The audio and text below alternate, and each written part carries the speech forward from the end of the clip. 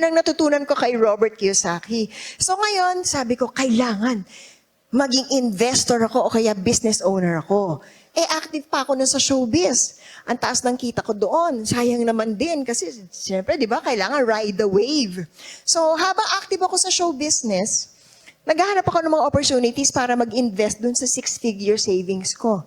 Meron akong nakilalang isang girl na nagtatrabaho sa isang bangko at pamilyar siya sa mga foreclosed properties. So sabi niya, mag-invest tayo dito. So, in the end, pinull namin yung pera ko at pera niya.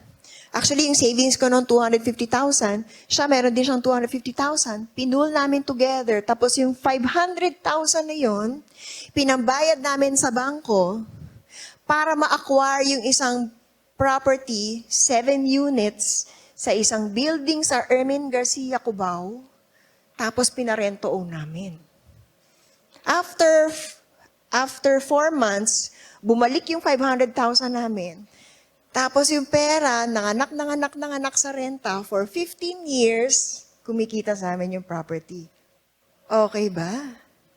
Okay. So, nasundan ba nung iba kung paano? So, ganun ang naging proseso namin. Nag-invest kami sa foreclosed property, pinarenta namin, kumita sa amin ng passive income. So, nag-acquire ako ng marami pa mga properties na ganun.